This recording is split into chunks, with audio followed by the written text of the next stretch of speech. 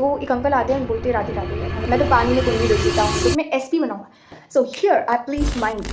Hi everyone, my name is Sagi and welcome back to my YouTube channel. This is going to be my first ever long video and today it's going to be a story time where I'll be telling you about what just happened when I was going through Giriraj की परिक्रमा. तो गिरिराज की परिक्रमा क्या है वो सबसे पहले बताती हूँ. तो गिरिराज जो है वो कृष्ण भगवान का ही रूप माना जाता है, बट थोड़े अलग अंदाज में. तो कान्हा जी ने अपनी छोटी उंगली पर गोवर्धन पर्वत को उठाया था. तो जब उठा के उन्होंने जब नीचे रखा 7 दिन बाद, तो जहाँ पर रखा उस जगह को बोला जाता है जतिपुरा. एंड जो गोवर्धन पर्वत है उसे बोला जाता है गोवर्धन शिला या फिर बोलते हैं गिरिराज, जो कि भगवान का ही रूप है. अब इसकी ना 2 तरह की परिक्रमा होती है. एक होती है छोटी परिक्रमा जो कि 10 किलोमीटर की होती है एंड बड़ी होती है 12 किलोमीटर की. तो पूरी मिलाकर जब दोनों परिक्रमा कर लेते तो एक परिक्रमा कहलाई जाती है. तो इस परिक्रमा को ना मुझे लगाए हुए 2 साल हो चुका है. मैं मतलब दूसरा साल था इस बार जब मैंने वापस से ये परिक्रमा लगाई. और ऐसा माना जाता है जब आप पूरी 7 परिक्रमा लगा लेते हैं देन आपकी लाइफ में बहुत कुछ अलग होता है, बहुत चेंजेस होते हैं आपकी लाइफ में. आपके जो कष्ट हैं वो सब हरने लग जाते हैं, कम हो जाते हैं और नष्ट हो जाते हैं. तो वो ये सारी चीज़ें भूल जाती है. तो ये साल मुझे दूसरा साल था एंड पहले भी साल मेरे साथ बहुत कुछ ऐसा हुआ था जो कि बहुत ही वियर्ड था. Like nobody expected this. ये फर्स्ट टाइम था मेरा, बट ओके वो जो हुआ वो मैं कभी और शेयर करूंगी. But this time I am going to share with you कि मेरे साथ इस बार क्या हुआ. मुझे 2 लोग मिले मुझे इस परिक्रमा के दौरान, 2 तरह के लोग मिले एक्चुअल में. तो उन दोनों लोगों की जो कहानी है वो मैं तुम्हारे साथ आज शेयर करने वाली हूँ. तो मेरा ऐसा मानना है कि जब भी मैं परिक्रमा लगाऊँ या फिर मैं भगवान के मंदिर जाऊँ या कहीं पर भी ऐसे स्थल पर जाऊँ जहाँ भगवान स्थित है, वहाँ मैं किसी से बोलूँ ना, मैं कम बोलूँ और भगवान का जाप मेरा ज़्यादा रहे, पॉजिटिव एनर्जीज रहे एंड प्लस एनर्जी लेवल थोड़ा हाई हो जाए. सो हम गिरिराज जी की परिक्रमा स्टार्ट करते हैं. एंड पहले में तो मेरी फैमिली भी आ गई थी मेरे साथ थी, बट मैं जब ऐसे जाप करते करते चलती हूँ तो मुझे खुद को नहीं पता होता कि मैं क्या कर रही हूँ. बस ऐसा होता है कि भगवान की भक्ति में लीन हूँ, श्रद्धा में लीन हूँ एंड चलती जा रही हूँ बस. तो ऐसे करते करते हम आ जाते हैं छोटी परिक्रमा में. हमारी छोटी परिक्रमा स्टार्ट होती है एंड मैं बहुत दूर होती हूँ अपनी पूरी फैमिली से. मैं अकेले चल रही हूँ नॉर्मली एंड देन 2-3 किलोमीटर होते हैं और उसके बाद मैं एक भैया को ओवरटेक करती हूँ. ठीक है, ओवरटेक कर लेती हूँ. 2 भैया जा रहे होते हैं एंड उनको मैं ओवरटेक करके आगे चल रही होती हूँ उनसे. तो मैं चल रही होती हूँ नॉर्मली एंड इस टाइम पर ना जब आप चल रहे होते हैं परिक्रमा लगा रहे होते हैं तो कंटिन्यूसली बहुत श्रद्धालु ऐसे होते हैं जो आपको मिलते हैं, राधे राधे करते हैं, बातचीत भी करते होंगे. तो एक अंकल आते हैं बोलते Radhe Radhe and I was like okay Radhe Radhe uncle. And normally चल रही थी. उन्होंने मुझसे पूछा तुम्हारा नाम क्या है. मैंने बोला गार्गी काबरा. एंड बोलते कि कहाँ से हो. मैंने बोला चित्तौड़ से. फिर बोलते कि क्या पढ़ रही हो, क्या कर रही हो. फिर अपनी बातें बताने लगते कि मैंने अपने बच्चों को ऐसा बनाया है और लाइक मुझे ना बच्चे बहुत मानते हैं. मैंने बहुत बच्चों को टीचर बनाया, एसपी बनाया, वो आज भी मेरे से संपर्क में हैं. मैं तो पानी में कुंडली देख लेता हूँ. तुम क्या करना चाहती हो, तुम बहुत आगे जाओगी, ये वो. मैं सोचती हूँ कि ठीक है बड़े हैं और कह रहे हैं, मैं सुनती चाहती हूँ एंड लाइक दैट. एंड मुझे लगता है कि ठीक है, मैं किसी को अवॉइड नहीं करती. एंड मैं बहुत ही काइंडली हम्बलनेस के साथ लाइक सबको ट्रीट करती हूँ एंड सबसे बात करती हूँ. तो नॉर्मली चल रही थी मैं. ओके सो वो अंकल मुझे बोलते हैं कि तुम भी मेरा नंबर ले लो और मैं तुमसे बात करूँगा, तुम्हें बताऊँगा, तुम्हें गाइड करूँगा, क्योंकि मैंने बहुत बच्चों को करा है एंड कुछ बच्चे तो एसपी बन चुके हैं, कुछ बच्चे ऐसा, कुछ बच्चे वैसा. तो मुझे ऐसे बोलने लगे एंड मुझे प्रेशराइज करने लगे कि तुम मेरा नंबर लो. एंड उन्होंने मेरा मोबाइल फ़ोन देख लिया था तो आई थॉट कि चलो ठीक है नंबर ले लेते हैं. So here I please mind games. वैसे मुझे खेलना नहीं आता बट लिटरल में मुझे वहाँ खेलना पड़ा क्योंकि वो अंकल मुझे इतना प्रेशराइज कर रहे थे. सो हाँ, तो वो मुझसे बोलते कि नंबर लिखो एंड नंबर लिखवाते हैं एंड बोलते कि गुरुजी के नाम से सेव कर लेना, मुझे कॉल कर देना. एंड बोलते मिस कॉल कर दो. बहुत चालाक थे वो अंकल भी, लिटरल बोल रहे बहुत ही ज़्यादा चालाक थे. मैंने बोला अंकल मेरे पास ना रिचार्ज नहीं, जबकि मेरे पास रिचार्ज था. But I just said him कि मेरे पास रिचार्ज नहीं है क्योंकि यहाँ मुझे चालाकी से खेलना था इसलिए. तो मैंने बोला इस तरह से. ही वाज लाइक ठीक है तुम मेरा फ़ोन लो और इसमें डायल कर दो. मैंने कहा भाई मुझे नंबर नहीं देना तुम्हें, क्यों दूँ मैं. मुझे बहुत प्रेशराइज़ करते. तो मैं एक तो सबसे पहली बात मैं एक ऐसी भुलक्कड़ इंसान हूँ जो अपने नंबर भूल गई. लिटरल में गाइस मैं अपने नंबर भूल चुकी थी उस टाइम पर. तो मैंने अपना फ़ोन निकाला, नंबर लिखे. अंकल बोलते कि तुम ऐसे क्या कर रही हो बेटा, ये तो तुम 12वीं क्लास में आ चुकी हो, तुम्हें ये नहीं पता कि कैसे नंबर याद रखे जाते हैं वगैरह वगैरह बहुत कुछ बोलने लगे. मैंने कहा ठीक है चलो नंबर डायल करा and then again I played mind game. कैसे बताती हूँ. तो उन्होंने मुझसे नंबर लिया एंड मैंने कहा कि अगर मैंने गलत नंबर दिया, मैं दे सकती थी गलत नंबर बट वो मुझे डायल कर सकते थे. तो आई थॉट कि नंबर सही दे देते हैं. एंड देन मैंने उन्हें बोला कि लो अंकल. तो बोलते सेव भी कर दो. अब मुझे हिंदी में लिटरल में अपना नाम सेव, मतलब मुझे पता है अपना नाम लिखना आता है बट वहाँ पर आर र का ऑप्शन नहीं था उनके कीपैड मोबाइल में. तो मैंने उन्हें बोला नहीं हो रहा है अंकल. मैंने 3-4 बार ट्राई करा एंड वो बोलते अरे ऐसे कैसे नहीं हो रहा, ऐसा मत समझो, हमारे बीच में कुछ भी ऐसा नहीं है. तो तुम तो मेरी शिष्य हो एंड मैं तुम्हारा गुरु हूँ, हमारा बस यही कनेक्शन है, ये वो मैं तुम्हें बहुत गाइड करूँगा, तुम्हें एसपी बनाऊँगा. मैंने कहा मुझे एसपी बनना ही नहीं है, मेरे घर वालों ने तक में ये नहीं बोला कि तू एसपी बन, एंड ये कौन होते? ठीक है, मैंने कहा ठीक नॉर्मली ओके। बोलते सेव करो सेव करो सेव करो, बहुत ज़्यादा प्रेशराइज करने लग जाते हैं। एंड मैं बोलती हूँ कि अंकल नहीं हो रहा है। एंड देन अचानक से मेरी मम्मा को कॉल आता है कि तू कहाँ है एंड तेरे साथ कोई है तो ना, ये वो। मैंने उन्हें बोला हाँ हाँ ठीक है, थोड़ी ज़्यादा बात करनी स्टार्ट करी ताकि वो अंकल मुझसे दूर हो जाए। एंड देन फिर चाची का कॉल आ जाता है, वो भी बात करने लग जाते हैं। वो मेरे पास में खड़े थे एंड उस टाइम पर भी वो मुझे सुन रहे थे एंड वगैरह वगैरह, मुझसे बातें करने लगे। मैंने बोला कि हाँ हाँ ये वो, और मैंने अपनी चाची से थोड़ी ज़्यादा बात करना स्टार्ट कर दी ताकि वो दूर हो जाए। तो जैसे ही मैंने ज़्यादा बात करने लगी 5 मिनट तक, एंड हाँ यहाँ पर एक प्लॉट ट्विस्ट आता है, दैट इज़ कि जब मैंने तुम्हें बताया था कि 2 भैया को मैंने टेक ओवर करा था, तो वो भैया ना मुझसे सिर्फ और सिर्फ 1 हाथ की दूरी पर चल रहे थे।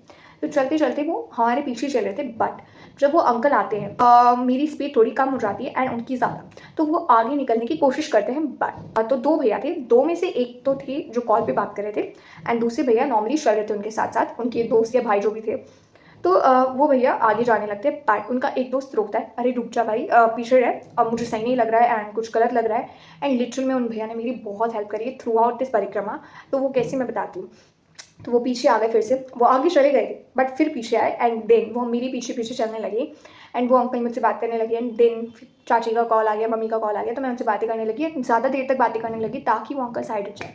तो ज़्यादा देर बातें होने लगी तो वो अंकल साइड हट गए एंड वो रोड के अपोजिट साइड जाकर किसी और से हंसी मजाक वाली बातें करने लगे। आई डोंट नो, लिटरल में वो ऐसी बात कर रहे थे।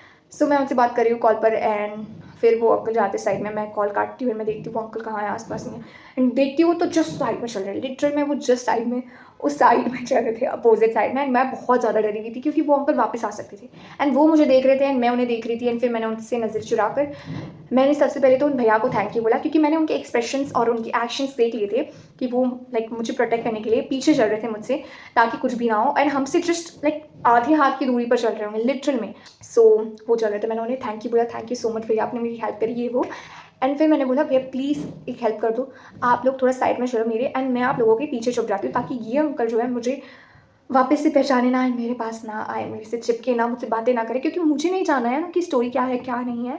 एंड देन हम लाइक वो अंकल को पीछे छोड़ देते हैं, स्पीड में चलने लग जाते हैं एंड देन आगे जाते हैं। तो मैं उन भैया से थोड़ा आगे आ जाती हूँ एंड जस्ट 1 हाथ की दूरी होती है हम लोगों के बीच में एंड वो चल रहे हैं, मैं भी चल रही हूँ एंड कोई बात नहीं हो रही। बट वो भैया, वो दोनों भैया मेरी इतनी हेल्प कर रहे हैं, लाइक मुझे देख रहे हैं कि मैं कहीं खो ना जाऊँ लिटरल में। एंड कोई भी एरा गैरा आता है ना तो उनको ऐसे कर देते साइड साइड लिटरली में ही वॉज डूइंग दैट कि साइड हट जा। एंड देन फिर मैं पानी पीने के लिए रुकती हूँ तो वो भैया लोग ना थोड़ी स्पीड में चल रहे होते तो थोड़ा आगे चले जाते एंड मुझे नहीं लग रहा था कि वो रुकेंगे, बट वो मेरे लिए रुकते, लिटरल में वो मेरे लिए रुकते हैं थोड़ा आगे जाके एंड पीछे मुड़ के मुझे देख रहे कि मैं पानी पी के आ रही हूँ, तो फिर वापस से मुझे कंटिन्यू करेंगे हम परिक्रमा।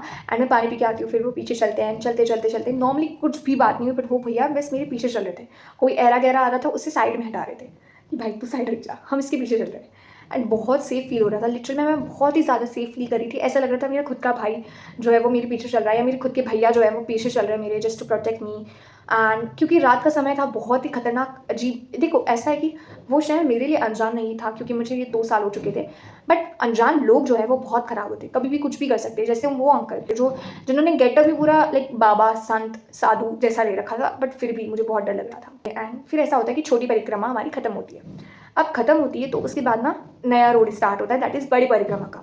आपके ऊपर डिपेंड करता है कि आप छोटी के बाद बड़ी करना चाहते हैं या नहीं। और मेरा ऐसा था कि मुझे 22 किलोमीटर की पूरी परिक्रमा करनी है। उन्होंने मुझे बोला कि हमारी तो छोटी परिक्रमा हो गई है एंड हम छोटी परिक्रमा ही करने वाले थे, हम यहीं के हैं।